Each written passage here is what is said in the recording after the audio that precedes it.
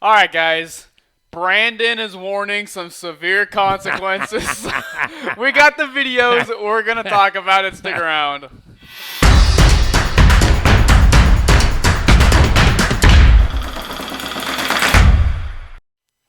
So, That reminds me, I forgot to wear my Let's Go Brandon shirt tonight. No, that's okay. should have worn it. It's Yeah. in your heart. So yesterday, Biden and Putin had a conference. Biden acting big, all tough. Probably not as tough as Trump, but he talked. Do you have any opinions, Bob? Well, not only are those two talking, but boy, the diplomats are going at it 24/7. You can bet your ass on that. So there's 90% of what comes out of the two leaders' mouth is already pretty much predetermined by the interior negotiations by the diplomats. Well, Before they even talk. Yeah. That makes me curious of the whole thing. Any news story we see is all propaganda. There's been so much propaganda added. Like, who knows if there really are. And it could all be fake. For all we know, they could be walking around. And who knows? Biden might not have any intention at all of invading, but he's leveraging what he's got for something else. See, maybe it's the military-industrial complex that runs everything. They're manufacturing this so we can spend another trillion, which, whatever. But we never know. So what did Biden say? So Biden spoke today on the White House lawn about this, so I think we got we have some. Why don't you run that? It would depend upon what the rest of the NATO countries were willing to do as well. But this is obviously this is starting out saying what will we do, and this is it depends upon. So do you think Trump would ever depend upon? So give a little more scope for this, though, like a little more backdrop for what Biden's talking about. Well, what this is just about Biden's talking about what we would be doing, and I mean this is in response to Russia. I was just thinking in case somebody's watching this in a vacuum, Okay, yeah. Biden one of the reporters said, "Well, Mr. President, what are we going to do if Russia invades Ukraine?" And he says, "Exactly, yeah. And what are we going to do to stop Russia from coming into Ukraine?" The idea the United States is going to unilaterally use force to confront Russia invading Ukraine is not in the cards right now. Oh, wow. The meeting with Putin. Invading Ukraine is not in the cards, right? I don't even know. I mean, so just come and get it because we're not doing anything. Obviously, Putin knows this. I mean, the diplomats have talked, Biden and Putin talked, but I just don't understand why that's something that you say. Like, I was very straightforward. There were no minced words. It was polite, but I made it very clear. If, in fact, he invades Ukraine, there will be severe consequences. Severe consequences. Economic consequences like none he's ever seen. They're going to close down all the Chick-fil-A's in Russia. Let me say this. So he says there will be severe consequences. To me, obviously sanctions are pretty severe, but I mean, unless you're going out and like going to actively go attack them, let me add. Others heard about the sprint equation, the sprint button, so to speak. No. All right, there's different sanctions you can target against oil, wheat, other grains, things like that, boycott harbors with military ships. But today I read a word that I had not read of before, and it's called sprint. I'm pretty sure it's sprint. Now, I might be off. It could be spark. But all of the major banks across the planet are members. And they get together and they agree this is serious enough to hit the spark button, which freezes everything a country has. And the last time it was used against Iran. And it crippled over 60% of their entire GDP was gone in a flash. There you go. And so supposedly that's that very severe thing that Biden is hinting at. That's, if that's the case, I would stand corrected. To me, severe sanctions. I mean, Russia, they could just go to other people to get what they. He's talking about a global blockade of their money. And it's hard to hate on Biden here because we really don't want a live war. We do not want a war to go live. So anything we can do to get prevent around that. that's going to be a win. And I mean, so- especially if we can interact with this war without sending troops over there and losing Yeah. our own troops. Trust me, I don't want to go lose Americans in this, but I mean, if there's a way around it, obviously do that. But for just to have some fun, those big levers you usually have to pull with one or two hands, the huge breakers on a factory. Yeah. They're usually red. Well, they should pan over, and there should be one of those, and it should have Russia written on it, and Biden should say, "This is what's going to happen if Putin does," and just boom, throw it into the off position and have a good laugh and Bye, walk. Russia. And walk. That's a brilliant Paul's job you did right there on Joe Biden. Ever have been seen in terms of being imposed. He knows his immediate response was he understood that, and I indicated I knew he would respond, but beyond that, if in fact we would probably also be required to reinforce our presence in NATO countries to reassure particularly those in the Eastern Front. In addition to that, I made it clear that we would provide the defensive capability to the Ukrainians as well. The good news is the good news.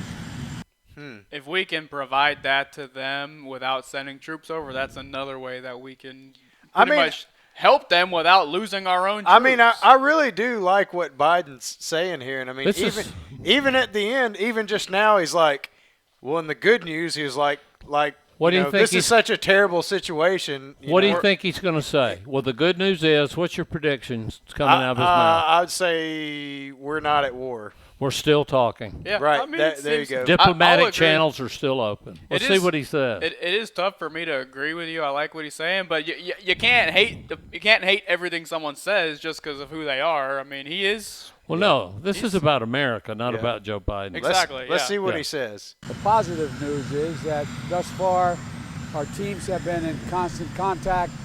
We hope by brilliant, Friday Bob. We're going to be able to say and announce to you that we're having meetings at a higher level, not just with us, but with at least 4 of our major NATO allies and Russia to discuss the future of Russia's concerns relative to NATO writ large and whether or not we can work out any accommodations as it relates to bringing down the temperature along the Eastern Front.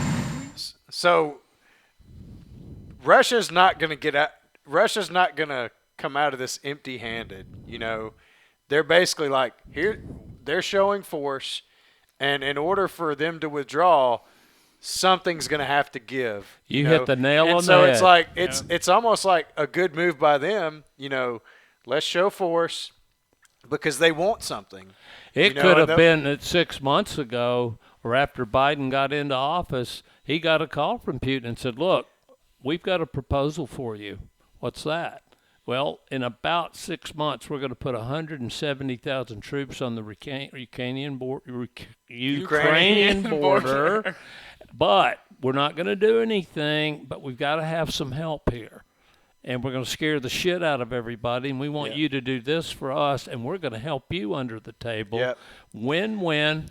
Everybody looks good. Putin's got a star on his helmet. He's Oh, getting gosh. some extra money. No. I really like that thought process, though. So it's like the decision's already made. If the U.S. cuts this massive check to Russia with nothing going on, everybody's gonna be like, "Well, what the hell?"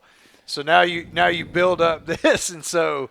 And maybe we get a deal on petroleum that's locked in for 10 years. He gets to cut our production of fracking down more so the green people are happy. I mean, who knows? Complete speculation. This could turn around. Ukraine could be in no danger whatsoever. This could just turn 180 and help everyone. And we've been positive, but this could also go in the complete wrong direction. We don't know what's gonna happen. We don't have the insight that Yeah, I mean, that's a some good theory, people probably but- do have. How do you explain Yeah. the sparse gunfire Oh, that's going on at the at the red line? This Well, is not I- all a play. This is not all a play. That is, And I will say this, there was not a teleprompter out there, so someone has really fine-tuned Biden's drugs. yeah. That's the most coherent I've heard him. There Hey. were no signs of dementia right Mine there have been at all. fine-tuned pretty well too, but I think the overarching interesting thing about this is Europe has been very quiet for the past 50 years or however many years. Since World War II. It's been very calm, quiet, peaceful over there, but all of a sudden, the last 5 or 6 years, there's slowly creeping a lot of what would you? Well, immigration has started, has lit a match. Not even that's a contributor, but there's a lot of unrest is slowly creeping into Europe, and exactly. And you have even like strong political differences coming into place. Like Italy just went hard conservative. Romania. There's a lot of tension building in Europe. Yeah, Romania, and then I believe it was was it France? Somebody announced yesterday they're going to ask for 100% of the population to be vaccinated. No ifs, ands, or buts. They're losing their mind over there. Yeah, tension, we see the tension in the United States, but I think it's a worldwide thing that there's a bigger divide than there has been in ever long time as far as ideology. Hopefully we can get through it. And these European countries, they continue to shrink their military. So if this thing does escalate, it's going to be the U.S. Right. They're the only one that can really come to aid, because Germany's already said they don't want any involvement in this. So yeah, they don't. They don't need it. They've got a new chancellor. We're going to see what happens. Merkel's gone, so this will be interesting. Yeah, he was sworn in today. Yeah, guys, there's some information on this. There's some information on this topic on the Free Speech Forum. You can probably find it below. You can put some comments down below. Like, subscribe. We're gonna be giving you all the information as it comes out if there's anything big. But go to the Free Speech Forum. There's a thread there. You can find it. You can have a great discussion on this topic. Lots of information. Yeah, I think Bob's had some really insightful feedback, and he even nailed the what Biden was going to say. Like, the good thing is that we're still in talks, which I think everybody can agree. Right. That's a good thing right now. And there's another good thing. I want to tell everybody out there who loves freedom and is watching us and is a part of the movement and gets it. Read what we post. Read our news articles. Listen to them, because you're going to have so much fun when one of your liberal snowflake friends spews out hey, I'm a liberal snowflake. Some BS, and you're going to say, hold on a minute there. I've got something to tell your ass, and you can smoke them right out of there, buddy. I'm not kidding. Yeah, you can really learn a lot from the forum. If you get it on the forum, it's the truth. We vet this stuff. We work hard at it. We're on it 24/7. We just don't post stuff for the hell of it. We're there for the truth. And you've got to understand that. That's why we're growing, and that's why we need your support. Yeah. The truth is being destroyed and replaced with tyranny. We've got to fight, people, and it's one person at a time. So join the forum. Become a patron. Help us out. A platinum patron. Let's win on an ideological level, so Amen. we don't have to win on a violent level. So, Amen. Yeah. Well, Yep. thank you guys. With that said, guys, stick around. We got so much content coming. We'll see you on the next one.